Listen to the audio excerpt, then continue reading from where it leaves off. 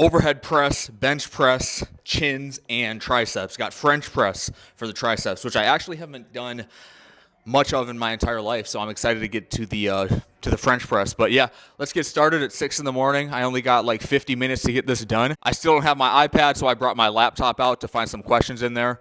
So I'll find some good questions and answer those in between sets.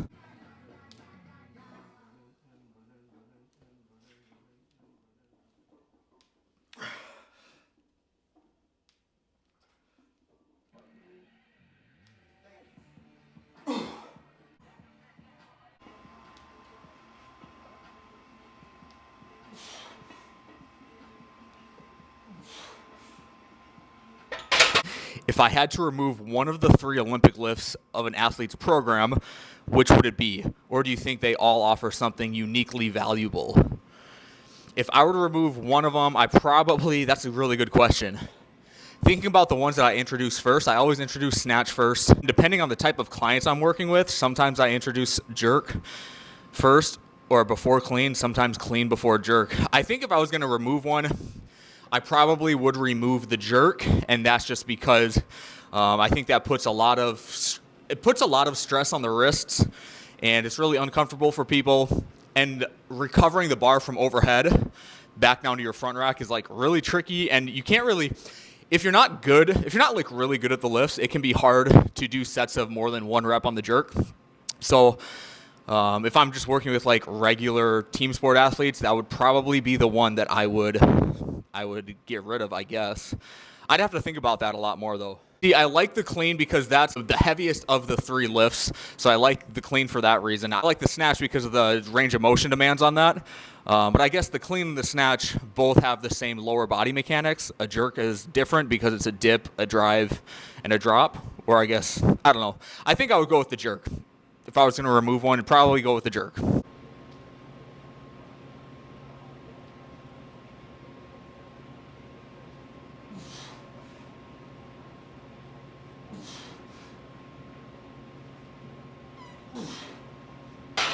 Got this nice tank from Barbell Apparel. I got these nice tight short shorts from Barbell Apparel. I don't know about you guys, but I really like the short shorts, especially for training. A lot of room for movement, and these tanks are really nice too, comfortable. So if you're looking for any good training gear, go to Barbell Apparel. Go to my link. Everything I'm wearing in these videos now is Barbell Apparel, so if you like it, check it out.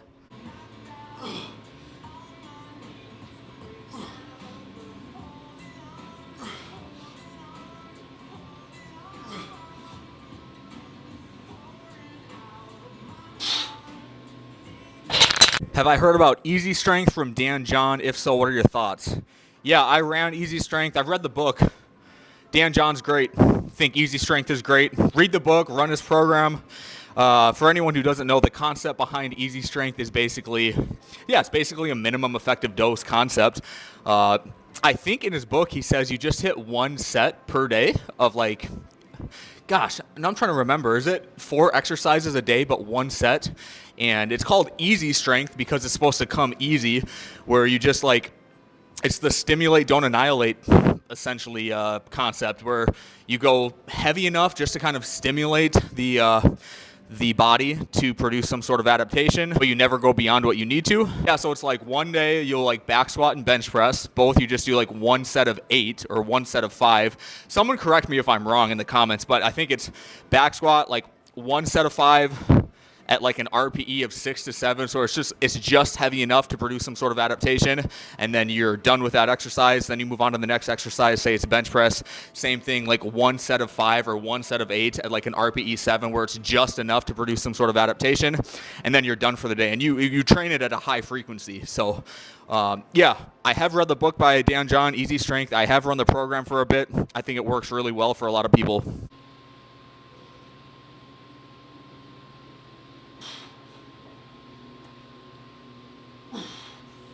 This is a long one. MKG Performance. I like this guy, so I'm going to answer him. It still amazes me how much you can bounce your knees directly onto the floor on those lunges.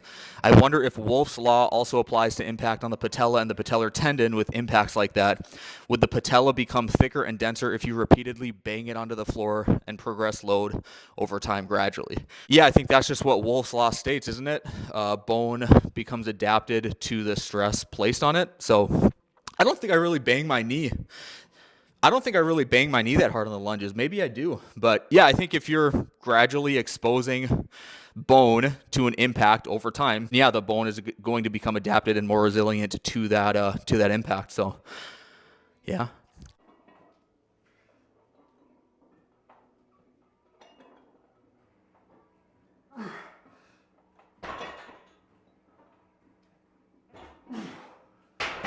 Now that I'm kind of rethinking that question about like which Olympic lift is least important or which Olympic lift would I eliminate, here's the way I would think about it in terms of like team sport athletes, so not an Olympic weightlifter, is that the jerk, what that's going to provide that the clean and the snatch is probably not going to provide, well, it's not going to provide, is that quick reversal of that external mass. So like when you jerk, you have the bar in the front rack, you dip about 2 to 4 inches, kind of depending on the individual, and you have to quickly reverse that external mass to project it overhead. So that's something that you're going to get with the jerk. Now, what the clean's probably going to provide that the snatch isn't going to provide is that rapid triple flexion, the rapid dropping your center of mass to gain better leverage on that bar, which is that external mass. Because of the snatch, most people probably aren't going to full snatch very well. Most people are probably going to power it. And if they are going to full snatch, it's still sort of going to be like a quasi-power, quasi-full snatch. So that's what the clean's going to provide. What the snatch is going to provide that the clean's not going to provide, or the jerk, is the range of motion demands on the shoulder and probably even on the T-spine. So, but the clean's going to demand a greater range of motion on the hips and the knees and the ankles. But a snatch is really going to force them to put a lot of power into that bar to propel it overhead too. So if I had to eliminate one of them, thinking about the athletes that I worked with on campus, with the volleyball team, I would always snatch first, and I think I would jerk before clean. Clean would be the last one that I would introduce to them. But they would still be sort of simultaneous. Like we would snatch probably 2 to 3 days. Once I felt like they were relatively competent in it, then we would jerk. Because I think the jerk is the easiest one to perform with light loads, if that makes sense. So like the jerk, just going from front rack to overhead with a non-maximal load, I think is the easiest, especially if you're not splitting your feet or if you're just going to do a power jerk, because your feet are just going to go from like a jumping stance. They're going to slightly widen to a squatting stance. So there's not like a ton of footwork involved. You're just dipping, driving, and you're kind of just using as much legs as you need to get the bar overhead. And it's just a dip, drive, drop, lock it out. So I don't know. I feel like the jerk's the easiest one to perform with light weights, but I also think it's the hardest one to perform with heavy weights too. So if I was to eliminate one of them, if I was to eliminate one of them, it would be the jerk, because it is kind of hard to do multiple reps in a single set if you don't have like blocks to drop the bar under. So that just because of the demand of recovering the bar, it's just kind of a hassle, especially for people who don't use Olympic weightlifting as a sport. So I think that's my answer. Bench press, I got 250 on the bar, going to do a set of 8 to 12. This is hard to do after overhead press.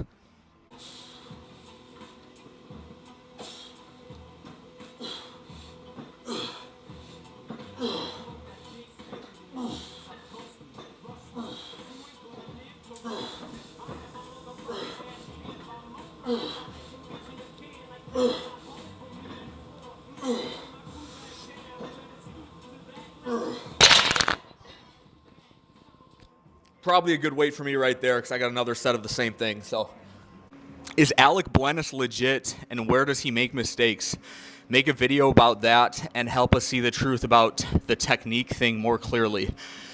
Alec Blenis is legit. Yeah, I like Alec Blenis. He puts out good stuff. I don't know if there's much I've seen Alec Blenis put out that I disagree with. So if you're referring to like a certain take he has, I guess you're asking about the technique thing. I don't know what his take is on technique. But if you want me to clear up the technique thing, obviously there's going to be deviations in what we would consider like standard technique. And slight deviations in technique, let's just think of a squat, for example. A little bit of knee valgus, a little bit of hip shift, a little bit of like an anterior pelvic tilt. All of these like very negligible deviations in technique, yeah, those things are not going to contribute to injury. Probably not going to contribute to injury. Those things probably don't matter very much. They do matter in terms of like being able to efficiently move the barbell. But like the whole technique thing regarding injury, to clear things up, technique, if we define technique as the manner in which a specific task is performed, and then we also acknowledge that the manner in which the task is performed is going to have an effect on the way forces are distributed throughout the musculoskeletal system, then of course there's going to be some sort of injury risk if you do something one way as opposed to another way. Think about jumping and landing. So I've talked about how like training landing technique doesn't matter, but the landing actually does matter. But you're not going to train landing technique and think that's going to have an impact on the way you land in sports. But if the technique of my landing is with an everted or an inverted ankle, that would be my landing technique, and that's going to place extra stress on the ankle, probably going to sprain it, possibly fracture it.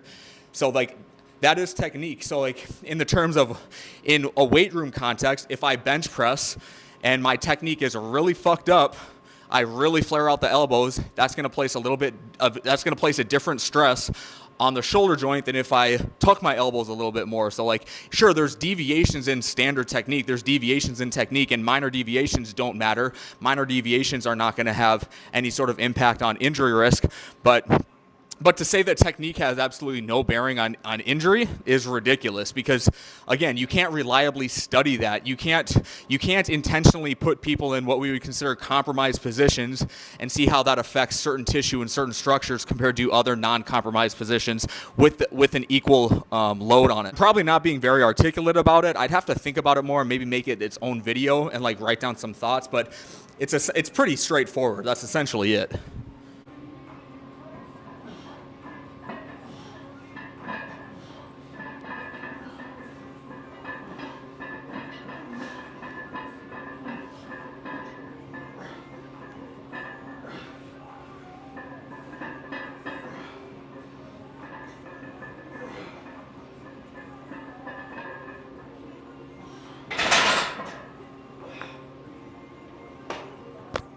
Chins next. All right, I got 2 sets of chins here. Going to try to get 12 reps at body weight.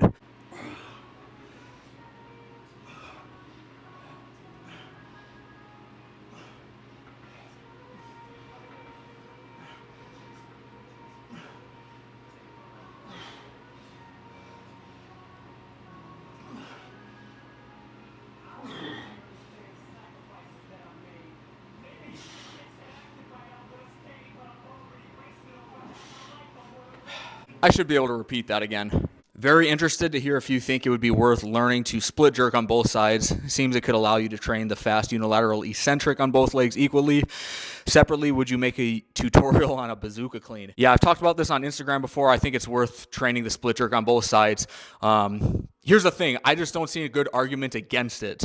I guess I don't have a good argument for it, but I don't see a good argument against it. Assuming you want to be a capable, well-rounded athlete or a well-rounded human being with a variety of physical capabilities, train it on both sides. In terms of the bazooka cleans, I don't think there's any need for me to make a tutorial on that. That's just something I played around with a few times just for fun. That's not something I would actually train. I guess you could, though, if you really wanted to, but bazooka clean, for those who don't know, is you clean, but then you turn, so you clean, and then you turn and catch the bar on one shoulder, on one side. That's what a bazooka clean is, which I've done before in the past. It's really fun, but there's no need to make a tutorial on it. You just do a clean, and then when the bar is when you're unweighted, when you finish that pull, you just turn, and hopefully you pull the bar high enough that you can turn and catch it on your shoulder.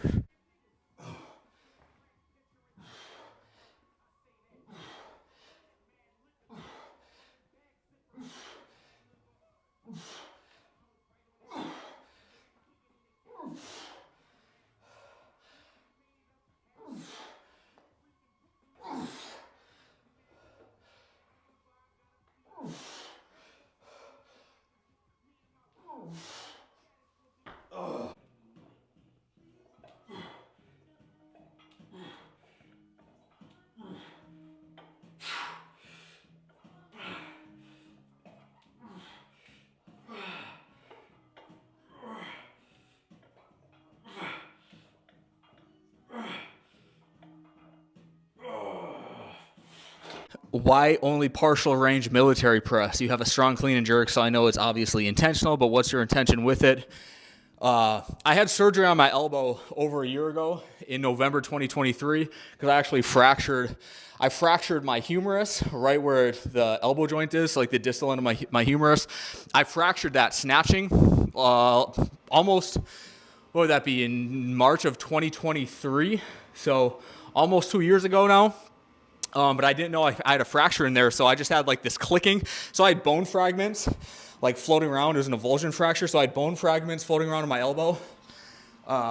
So I had that for about 6 months, and then I went and got an X-ray because it wasn't getting any better. So then I had to get surgery on it. So I had surgery in November of 2023, and now I don't have full extension of my elbow, and I don't have full flexion either. So like warming up to do cleans is really painful, but after I get a few like warm-up sets of cleans, then I can get into a good front rack. So if you ever see me clean like 70 kilos or a lightweight, 80 kilos, 90 kilos, my front rack position is always going to be really shitty. And then even if I'm like front squatting, you can tell like the front rack position just isn't very good because I don't have my full range of motion in my elbow because it's just like scar tissue buildup. So yeah, that's why when I do overhead press, I cut the range of motion short a little bit at the bottom, and then I still try to extend all the way up. I get to a point where I can't fully extend that elbow, but yeah, it's really limited my ability to clean and jerk too, which is like kind of frustrating because I really like doing that. So yeah, that's why.